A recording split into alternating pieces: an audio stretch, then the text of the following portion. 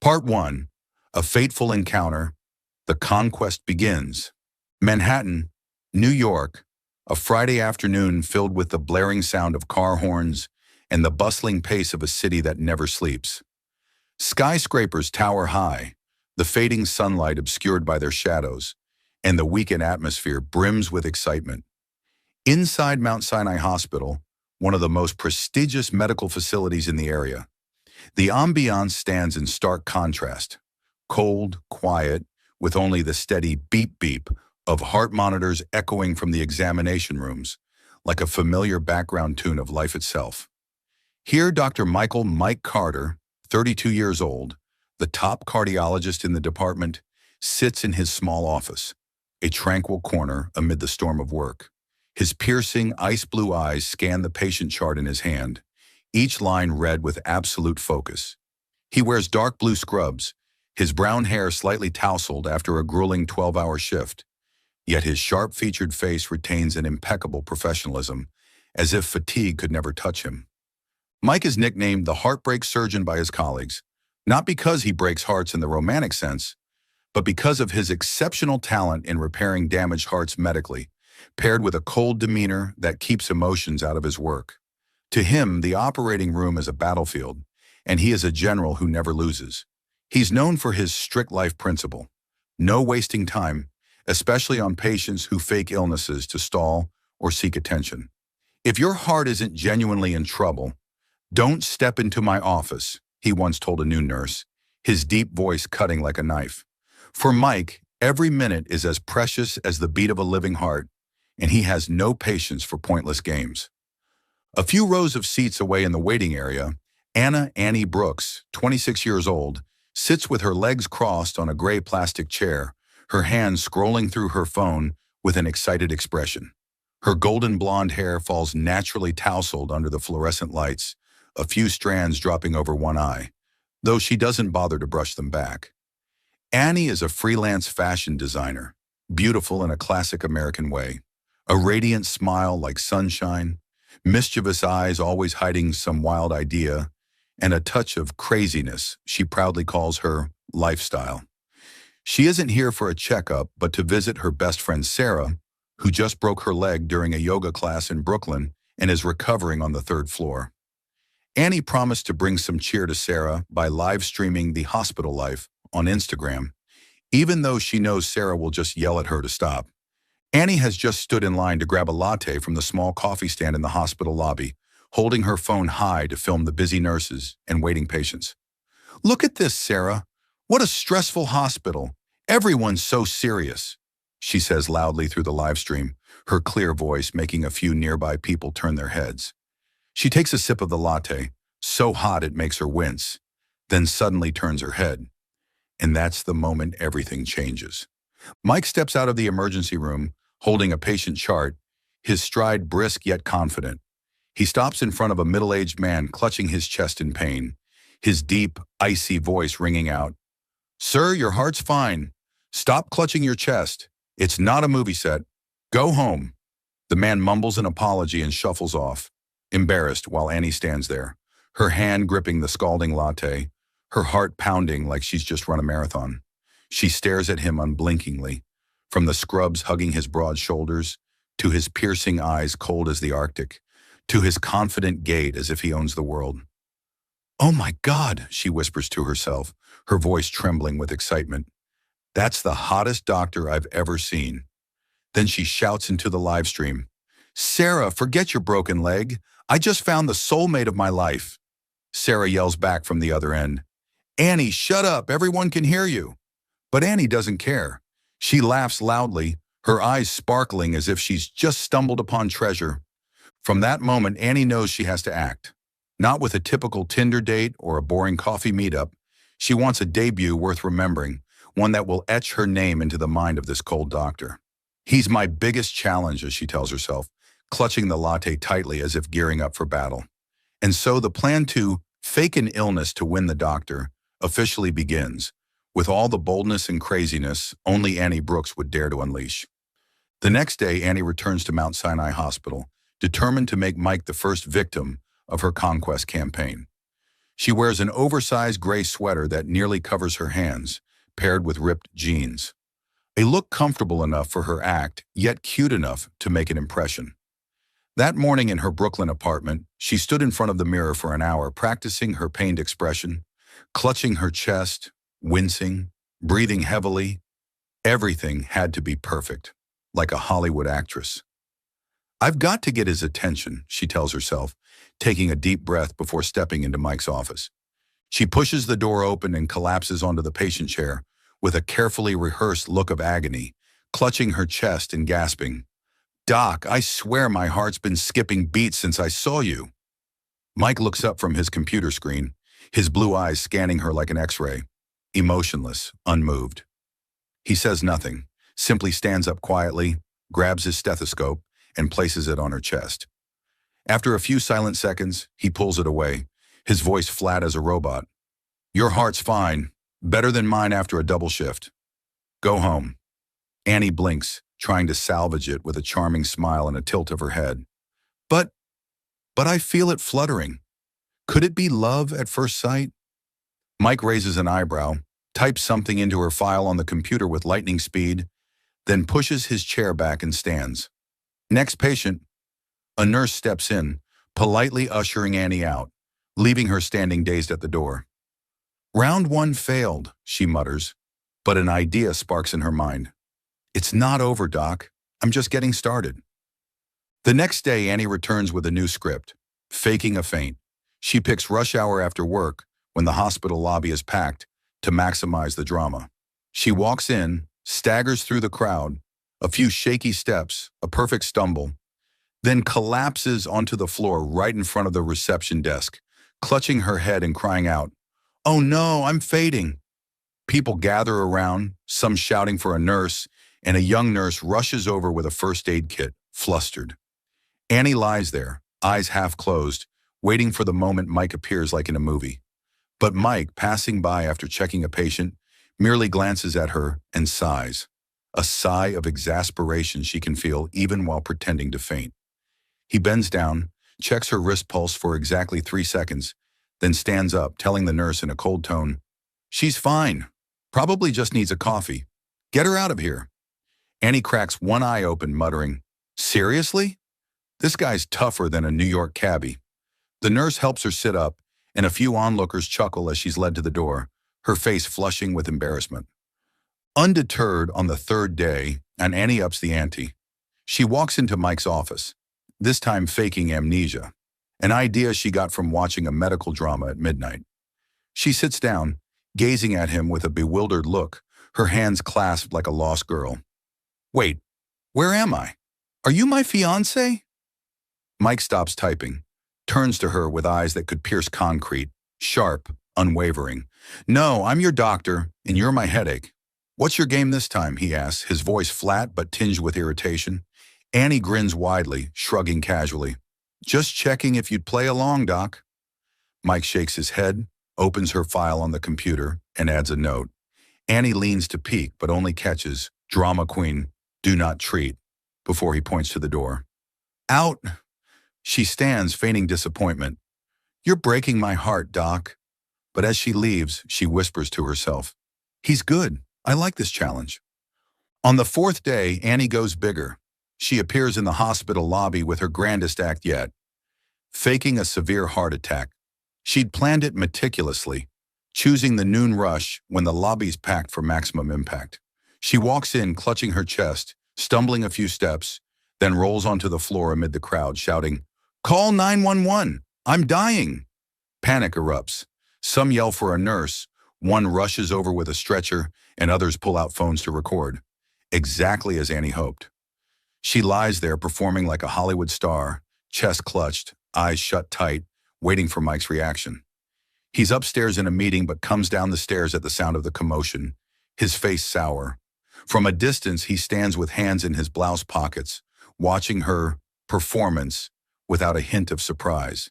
He steps closer, his voice low and chilling. "Get up." Annie cracks an eye open, weakly. "But my heart..."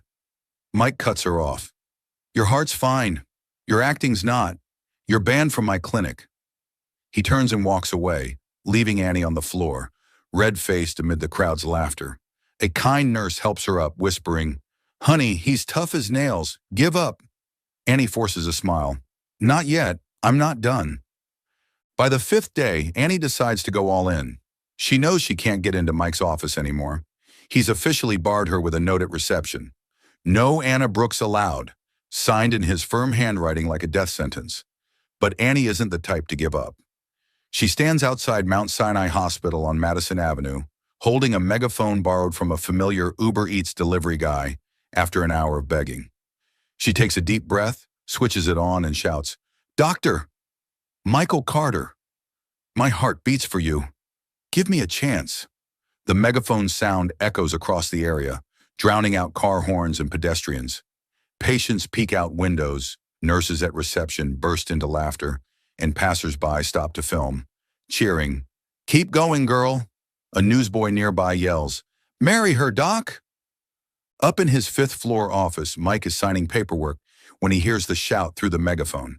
He leaps up, pulls the blinds aside, and looks down in disbelief. Annie stands there, hair blowing in the afternoon breeze, holding the megaphone like a proud warrior, her smile radiant despite the curious stares. For the first time, a crack appears in Mike's icy facade. His cheeks flush, not from anger but embarrassment, a feeling he's never known in his career. "This girl's really crazy," he mutters, but the corner of his mouth twitches upward, a rare smile he doesn't even notice. Dr. Jenny, his colleague beside him, laughs loudly. "Mike, she just made you a TikTok star. Accept your fate, buddy." Annie doesn't stop there.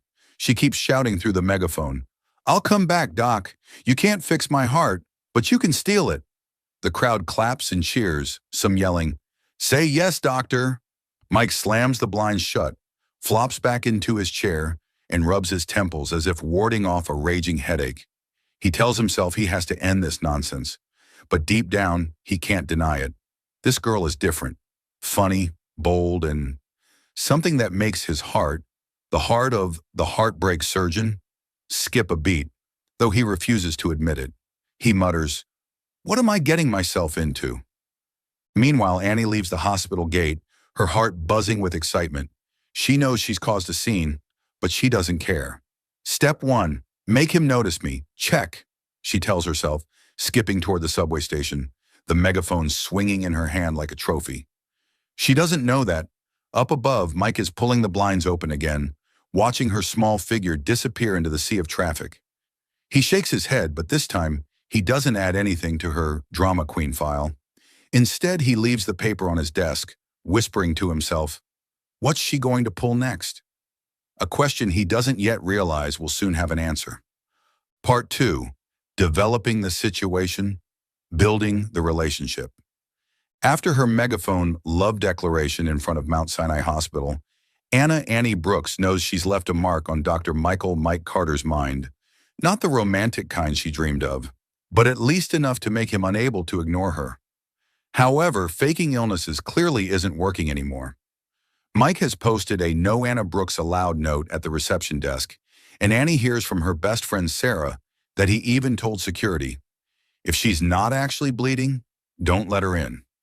Sitting in her small Brooklyn apartment, Annie sips a cold latte, her eyes lighting up as she devises a new plan. If I can't get into the hospital, I'll invade his life directly, she tells herself, a mischievous smile spreading across her face. She opens her laptop, pulls up Google Maps, and starts hunting for information about where Mike lives. Through a few connections in the fashion design world, Annie discovers that Mike resides in an upscale apartment building in the Upper East Side, a luxurious Manhattan neighborhood with cobblestone streets, lush green trees, and buildings blending classic and modern architecture. Renting an apartment there is far beyond her budget, but luckily, Mike's landlady, Mrs. Rosie, an elderly woman who loves dogs and sweets, happens to be a huge fan of the homemade donuts Annie often makes to unwind. Annie shows up at Mrs. Rosie's door with a box of sugar-dusted donuts and a fabricated story. I just got a job nearby and need a convenient place to live. Can you help me out? After a few minutes of chatting and a strawberry jam-filled donut, Mrs. Rosie nods. All right, young lady, The apartment next to Dr. Carter just opened up. But don't make too much noise. He's a tough one. Annie smiles to herself. I'll try, ma'am. On moving day, Annie deliberately makes a racket to catch attention. She drags her suitcase, hauls bags, and lets her pug, Muffin, a fluffy ball of fur with big round eyes, run loose in the hallway. Muffin bolts straight to Mike's door, barking loudly like an alarm. Mike, just back from a long shift, opens the door with a tired expression, only to see Annie fumbling to pull Muffin back. Oops, sorry, Doc. New neighbor here, she says with a wide grin, waving as if they're old friends. Mike looks at her, then at the dog, his voice icy. You've got to be kidding me. He slams the door shut, but Annie isn't discouraged. She whispers to Muffin, Good boy, phase 1 complete. From then on, Annie launches her daily disruption campaign. Monday morning at 6 a.m., while Mike is catching up on sleep after a night shift, she knocks on his door, wearing an oversized hoodie, her hair tied messily, holding an empty mug. Morning, Doc. Got any coffee? My machine's busted. Mike, eyes blinking rapidly from lack of sleep, opens the door looking like he could kill. There's a Starbucks 2 blocks away, he replies, his voice hoarse. Annie shrugs. But yours is closer. Neighbors help neighbors, right? Mike sighs, turns back inside, grabs a packet of instant coffee, tosses it out the door, and slams it shut before she can say more. Annie holds the packet, laughing. He's warming up to me, Muffin. The next day, Annie pretends her water's out. She knocks on Mike's door, holding a small wrench, her face panicked. Doc, my sink's dead. You're a doctor. You fix stuff, right? Mike opens the door, still in his hospital scrubs, staring at her with an expression that says, I can't believe I'm living next to this person. I fix hearts, not pipes, he says. But Annie pushes past him into her apartment, dragging him to her sink, which isn't actually broken. She'd unscrewed the valve earlier as an excuse. Mike reluctantly bends down to check it, fixes it in 5 minutes, then stands up, brushing his hands. Next time, call a plumber, and stop calling me Doc. Annie beams. Thanks, Mike. You're my hero. He glares at her and walks off, but inwardly wonders why he didn't kick her out right away. The peak comes one Friday night when Annie lets Muffin invade Mike's place. She intentionally leaves her door open, and Muffin dashes into his apartment, leaps onto the couch, and chews on Mike's favorite running shoes, a pair of Nike Air Zooms he'd saved 3 months to buy. Mike comes home, sees the chaos, and yells, Are you serious? Annie rushes over, feigning panic. Oh no, Muffin, bad boy, though her eyes sparkle with glee. Mike holds up the ruined shoes, staring at her. You owe me a new pair. Annie shrugs. How about I owe you dinner instead? Pizza on me? Mike starts to refuse, but then just sighs, tossing the shoes in the trash. Keep that dog away from me. Annie smiles inwardly. He didn't say no to pizza. Progress. Gradually, Mike shifts from annoyed to reluctantly accepting Annie's presence. One rainy night, he hears soft sobbing from the balcony. Annie is out there, hugging a pillow, her shoulders trembling. Mike stands inside, peering through the glass, muttering, Not my problem, but then grabs a cold can of Coke and steps out. He taps the glass, hands her the Coke. You out of tricks yet? Annie looks up, eyes red, not faking this time, but upset after a phone argument with a difficult client that ruined a big order. She takes the Coke, smiling faintly. Not yet, Mike. Thanks. Mike shakes his head in exasperation, but for the first time, he lingers a few minutes, watching the rain with her in silence. Annie glances at him, her heart racing. He's not as cold as he pretends. A few weeks later, Mount Sinai Hospital hosts its annual fundraising gala at the Marriott Hotel in Midtown Manhattan, a glamorous event with chandeliers, live music, and expensive tuxedos. Mike, who hates social gatherings, is pressured by colleagues to attend. Worse, Dr. Jenny, his close friend in the department, warns him, The director's eyeing you for her daughter Lisa. She'll cling to you all night if you don't have a shield. Bring a girlfriend. Mike grimaces. I don't do girlfriends. Jenny laughs. Then fake it, genius. You're a surgeon. Improvise. That night on his way home, Mike spots Annie delivering a gown to a client near the Marriott. She's in a denim jacket, carrying a dress box, whistling cheerfully on the sidewalk. He pulls over, lowers the window and calls, "Hey, Brooks." Annie turns surprised. "Wow, Mike, you know my last name?" He sighs. "Hard not to, with all your stunts. I need a favor." He briefly explains the gala and the Lisa problem. Annie's eyes light up and she shouts, "Jackpot, I'm in." Mike mutters, "I'm gonna regret this," but agrees.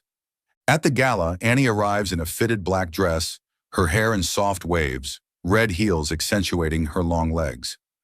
Mike, in a black tuxedo, waits in the lobby, slightly thrown off for the first time when he sees her. "You clean up nice," he says, his voice still cool. Annie winks. "You too, Doc." Ready to fool the world? They enter arm in arm, and Annie instantly transforms into the perfect girlfriend. She smiles charmingly, spinning funny made-up tales about how she met Mike at a coffee shop. "He spilled coffee on my shirt, then took me to dinner to apologize," making his colleagues roar with laughter. Lisa, the director's daughter, watches from afar with jealous eyes but doesn't dare approach with Annie so confidently by Mike's side. Everything goes smoothly until Annie overdoes the margaritas.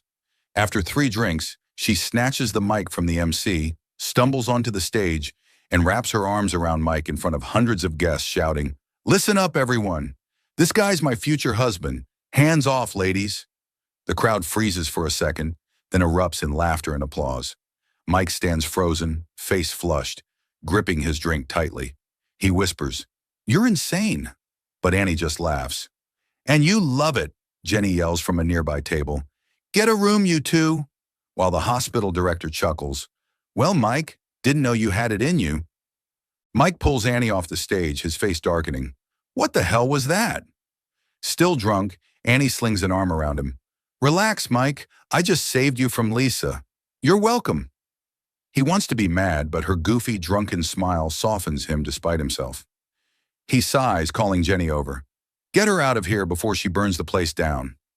Jenny laughs, patting his shoulder. "Oh, I've got a better idea. You both need a timeout." Before Mike can protest, Jenny hails a taxi, shoves them into the back seat, and yells to the driver, "Take them to the Marriott. I booked a room."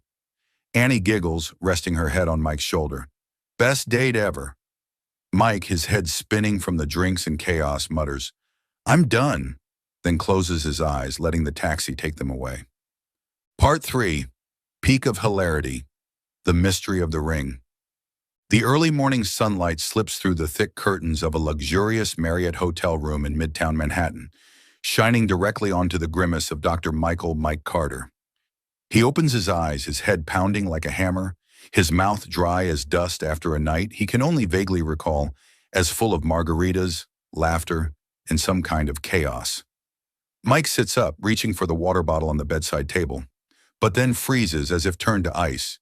Beside him on the king-size bed covered in pristine white sheets, Annie Brooks lies fast asleep, her blonde hair splayed out like a bird's nest, one arm resting on a pillow, the other wearing a plastic wedding ring glinting in the light. Mike blinks, thinking he's seeing things, but then looks down at his own left hand.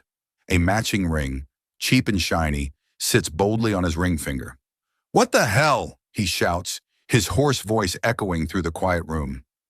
The yell jolts Annie awake. She yawns widely, rubbing her eyes with the sleeve of her crumpled gala dress from the night before, then sits up groggily. "Geez, Mike, lower the volume, will you? I'm dying here." But when she sees him, face pale, eyes wide, hand trembling as he points at the ring on her finger, she panics too. "Wait, what's that?" she yells, holding up her hand to stare at the glowing plastic ring. They lock eyes, silent for 3 seconds like a movie scene, then shout in unison, "What did we do last night?" The hotel room instantly turns into a small battlefield. Mike leaps out of bed, pointing at Annie.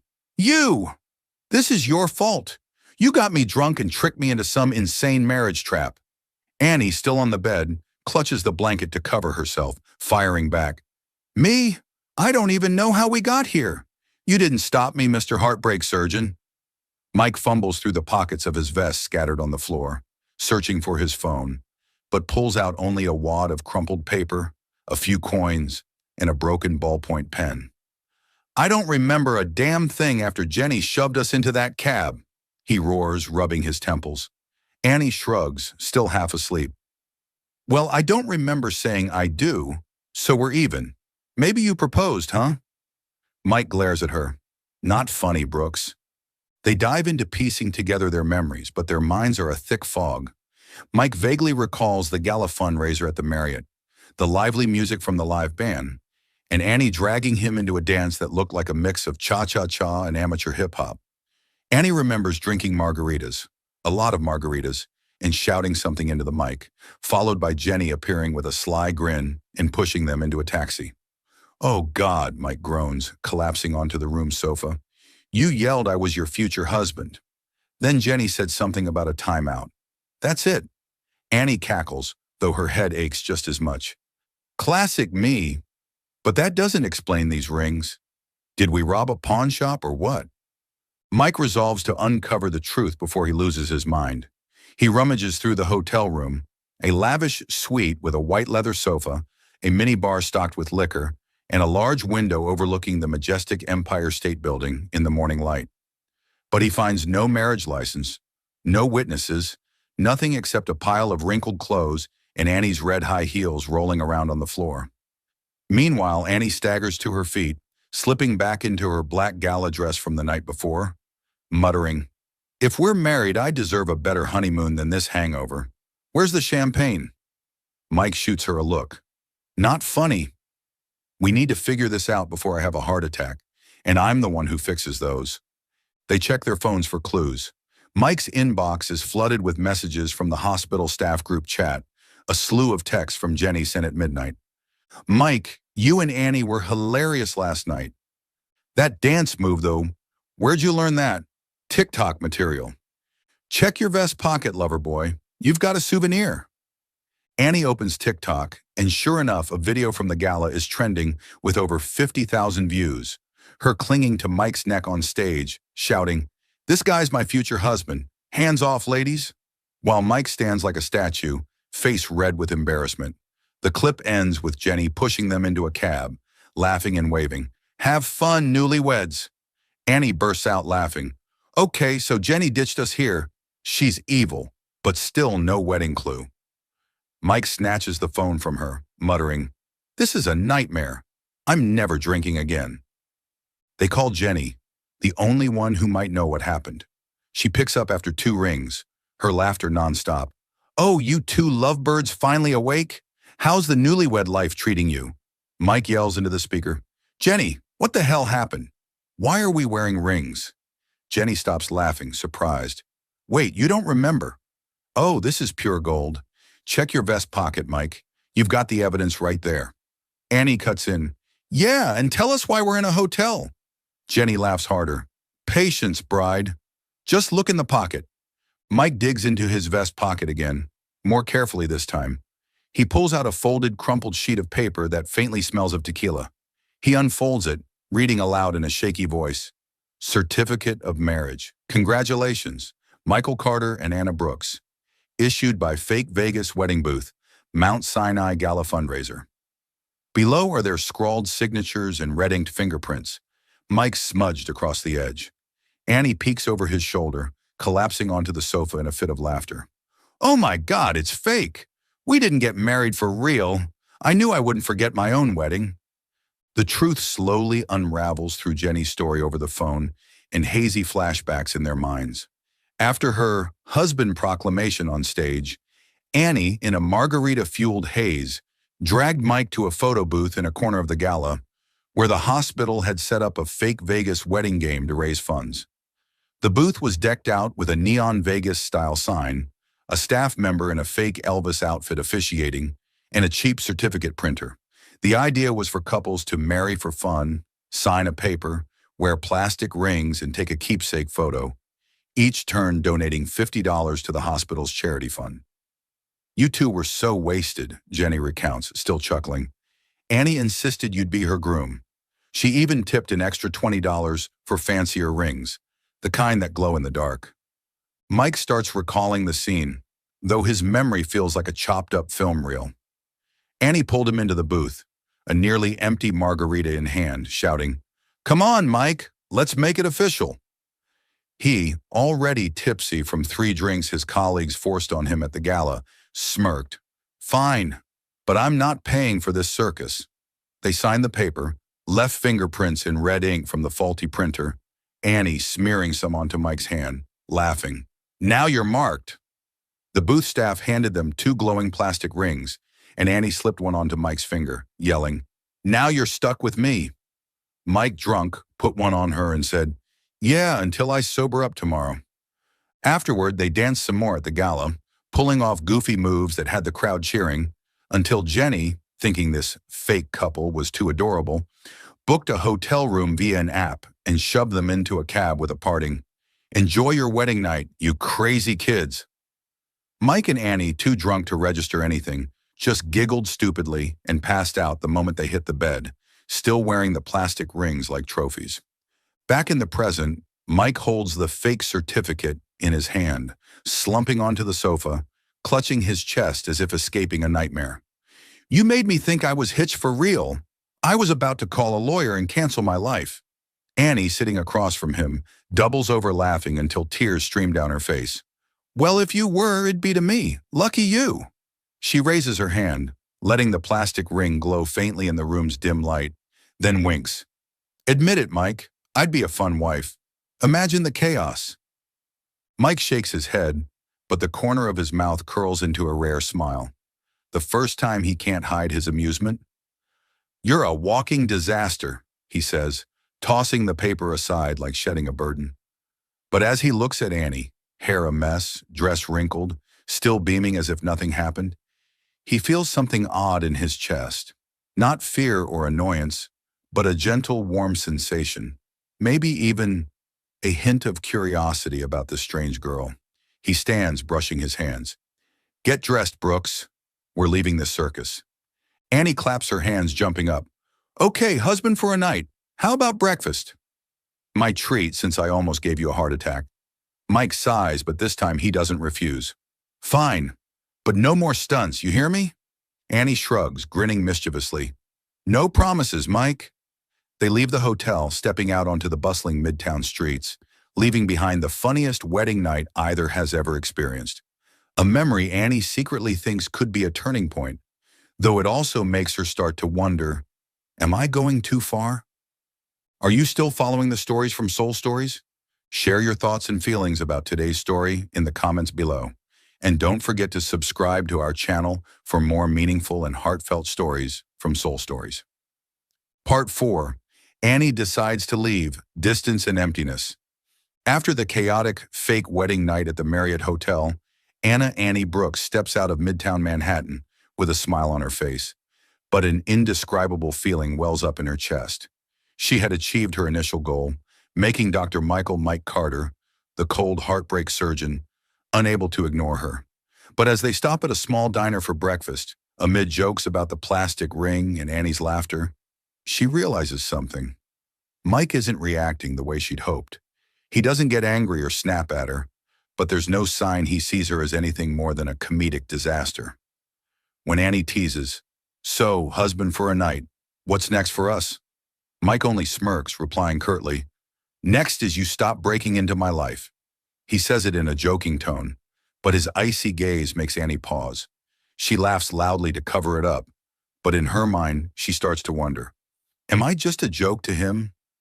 On the ride back to the Upper East Side, sitting in a taxi amid Manhattan's bustling traffic, Annie stares out the window, fidgeting with the glowing plastic ring. She'd done it all, faked illnesses, pestered him, even turned him into a TikTok star. But Mike still keeps his distance, like an unmelting wall of ice. As the taxi pulls up to their apartment building, Annie turns to him, saying softly, Hey Mike, I'll stop bugging you now, okay? You're free. She smiles, but this time it lacks her usual radiance. Mike raises an eyebrow, looks at her for a second, then nods. Good. I could use some peace. He steps out of the cab, leaving Annie sitting there, her heart heavy. That night, Annie lies on her bed in the small apartment next to Mike's, staring at the blank white ceiling, twirling the plastic ring like a keepsake. Muffin, her pug, curls up beside her, snoring softly. She turns on her phone, Scrolling through emails and an old message from a week ago pops up. A job offer from a major fashion company in Los Angeles. An opportunity she'd once declined because she didn't want to leave New York, where she'd built her life and dreams. But now she rereads it with a different feeling. Maybe it's time, she mutters. Maybe I've been chasing something that doesn't even exist. Annie doesn't sleep all night. She thinks about the times she knocked on Mike's door, the silly pranks with Muffin, and the drunken engagement at the gala. She'd thought her persistence would move him, but after everything, she only feels like a fool, a ridiculous girl trying to barge into the life of someone who never opens up. He doesn't need me, she tells herself, tears rolling down her cheeks. And I don't need to keep humiliating myself. By dawn, Annie sits up, opens her laptop, and replies to the email. I'm in. I'll move to LA next week. She has exactly 1 week to pack up. On the first day, Annie calls Sarah, her college best friend, to break the news. LA, are you serious? Sarah yells over the phone, her voice full of shock. What about your hot doctor? Annie laughs weakly. He's not my anything, Sarah. I'm done playing the fool. Sarah tries to convince her to stay, but Annie is firm. I need a fresh start. New York's too loud for me now. At the end of the call, she asks Sarah to take Muffin. I can't bring him on the plane yet. You'll love him, I promise. Sarah agrees, but her tone is sad. I'll miss you, crazy girl. On the second day, Annie starts selling her stuff. She posts ads on Craigslist, parting with her old sofa, a scratched-up desk, and even the coffee maker, the one she'd used as an excuse to bother Mike.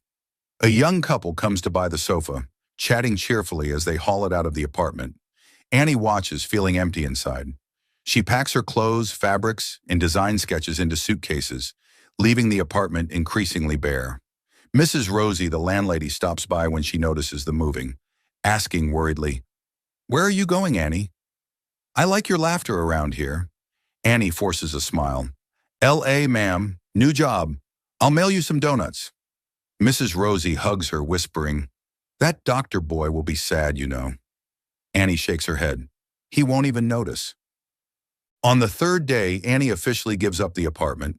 She signs the lease termination with Mrs. Rosie, hands over the keys, and stands in the hallway, looking at Mike's door one last time.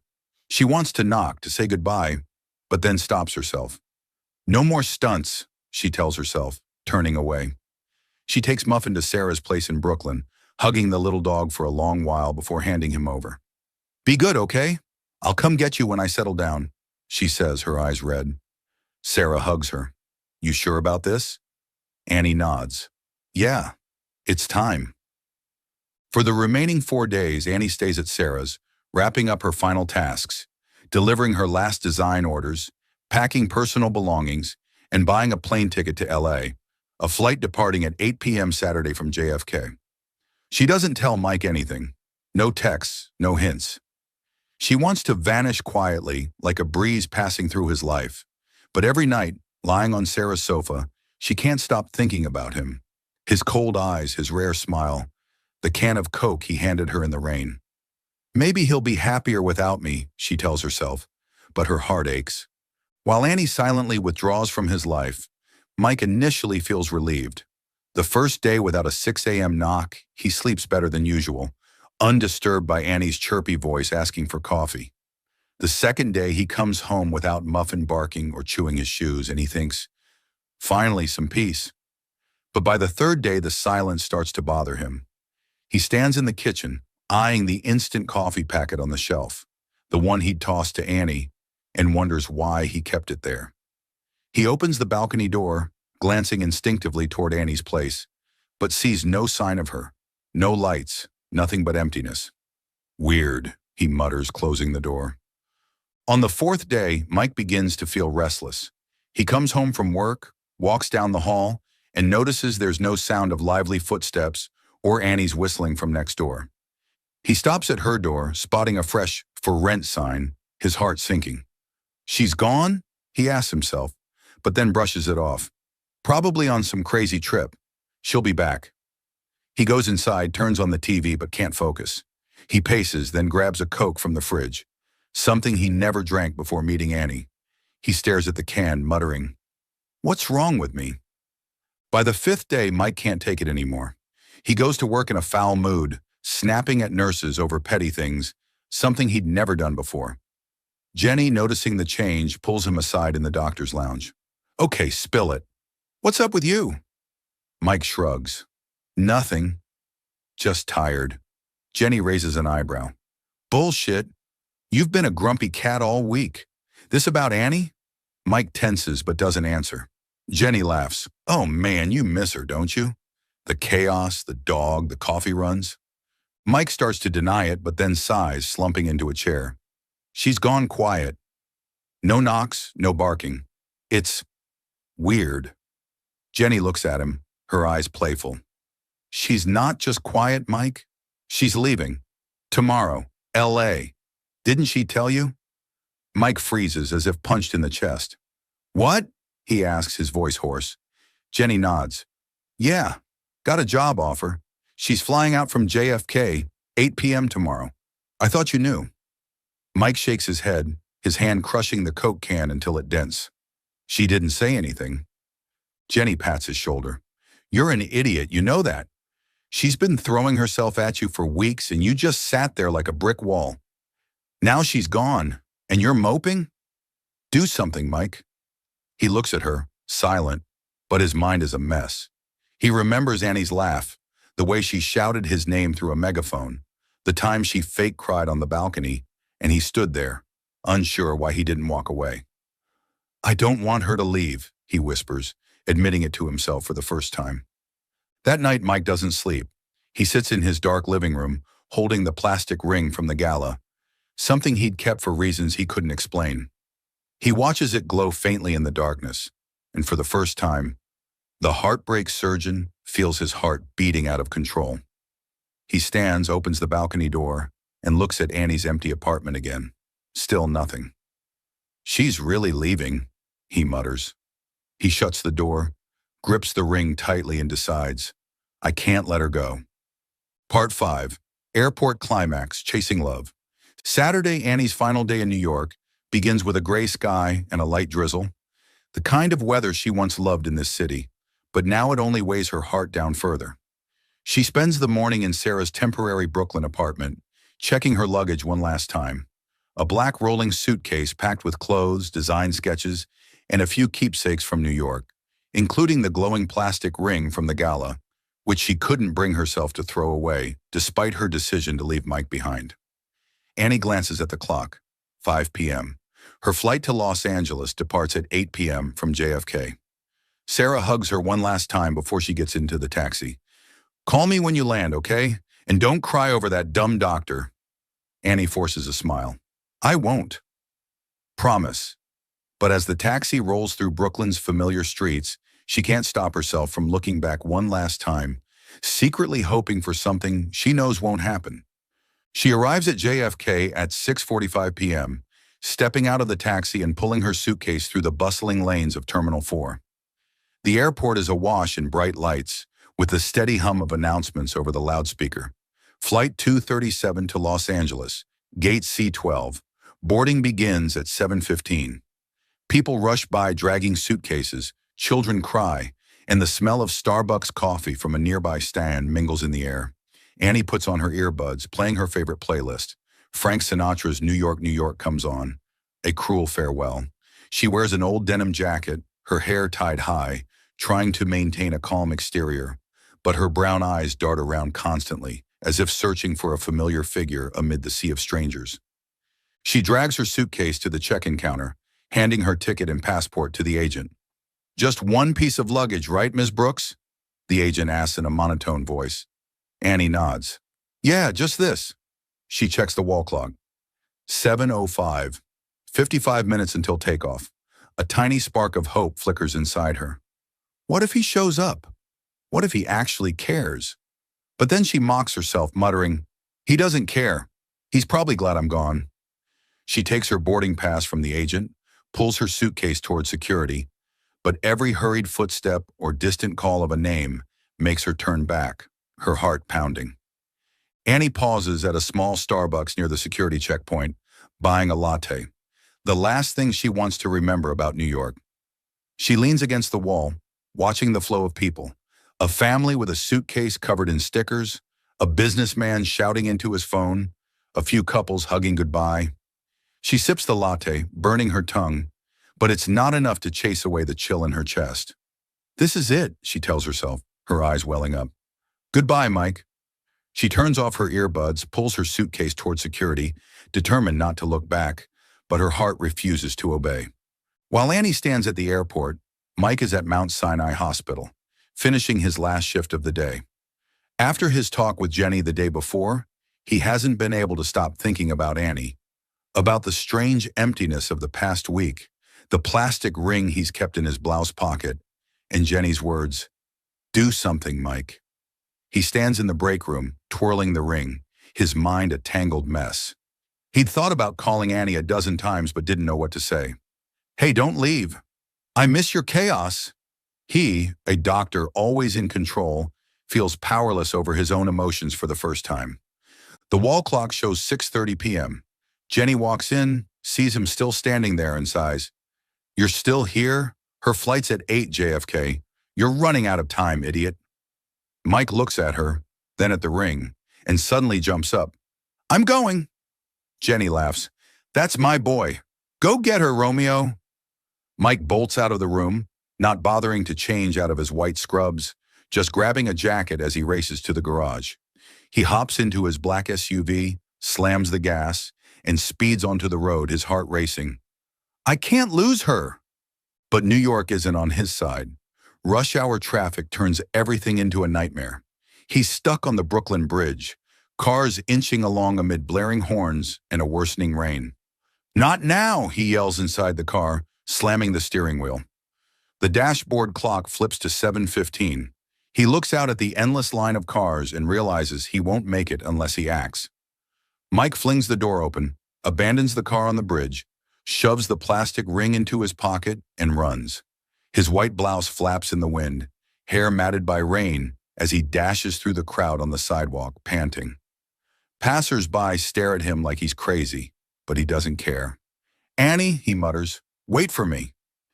He reaches JFK at 7:40, sprinting into Terminal 4, soaked to the bone, his sneakers slipping on the floor.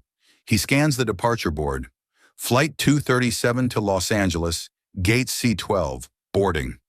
He weaves through the crowd, bumping into someone with a suitcase and shouting, "Sorry," before pressing on. He doesn't know where Gate C12 is, but he spots a line at security, and a gut feeling tells him Annie's there. He's gasping, his heart pounding like it might burst, hand clutching the ring in his pocket. "I'm not too late. I can't be." At Terminal 4's security checkpoint, Annie is among the last in line. She pulls her suitcase, hands her boarding pass and passport to the TSA agent, her eyes scanning one final time. The clock reads 7:50, 10 minutes until the gate closes. The agent finishes, nodding. "Okay, you're good to go. Have a safe flight." Annie gives a faint smile, pulls her suitcase toward the scanner. She takes off her shoes, places her bag on the conveyor, and steps into the machine.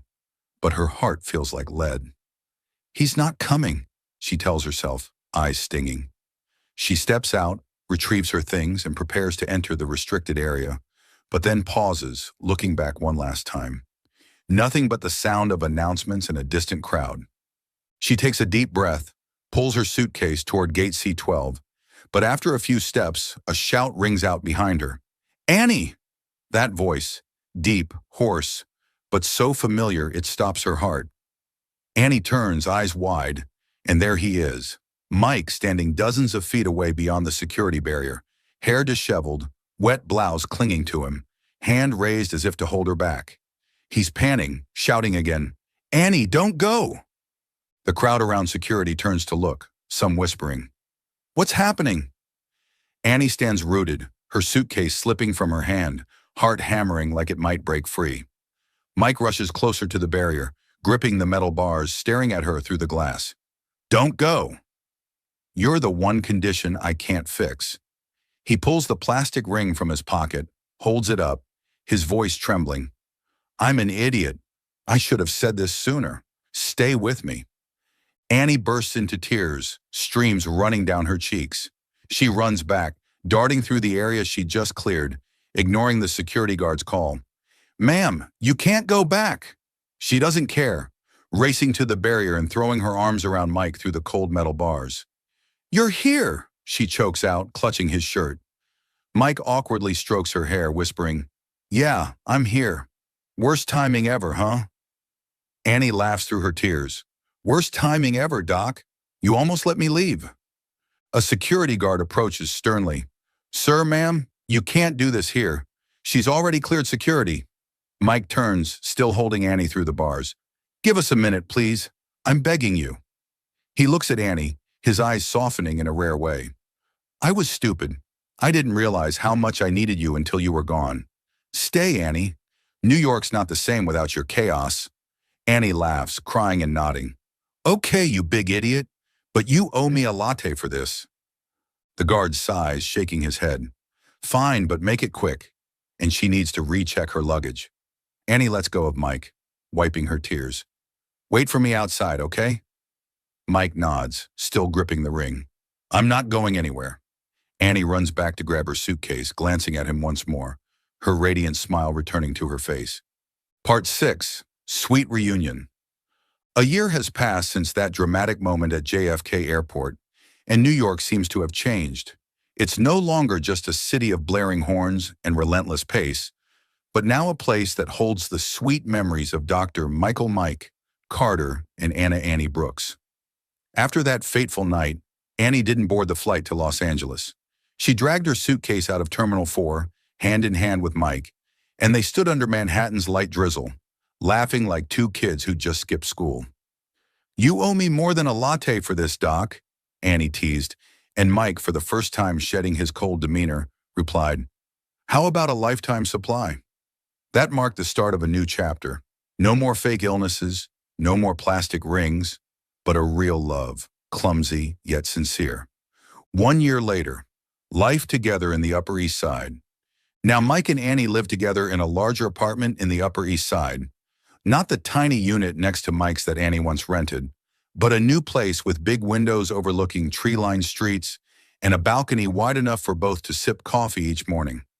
Annie has brought Muffin, the fluffy pug, back from Sarah's, and he's now an official family member, often sprawled on the sofa or chewing toys scattered around the house. The apartment bears the marks of both of them. Annie's design sketches hang on the walls, a corner of Mike's desk holds medical books, and a fancy coffee machine sits proudly, an insistence of Annie's. "No more instant coffee, Mike. We're civilized now." One autumn evening, Annie stands in the kitchen, wearing an oversized hoodie and shorts, stirring a pot of pumpkin soup, a recipe she learned from TikTok to impress Mike. He walks in from the living room, still in his green scrubs after a shift, hair slightly tousled but a rare smile clear on his face. "Smells good," he says, wrapping his arms around her from behind. Annie turns, winking. "Better than your hospital cafeteria, right?" Mike chuckles softly. "Anything's better than that." Annie raises the ladle, teasing, "Careful, Doc, or I'll make you eat instant ramen for a week." They sit down to dinner at a small table by the window, the warm yellow glow of streetlights filtering through the curtains. Annie looks at Mike, suddenly bursting into laughter. "You know, a year ago, I thought you'd never let me stay. No fake rings this time, right?" Mike stops eating, gazes at her for a second, then stands and walks to a drawer in the living room. He returns holding a small velvet box, opening it in front of her. Inside is a real ring, simple silver but sparkling under the light.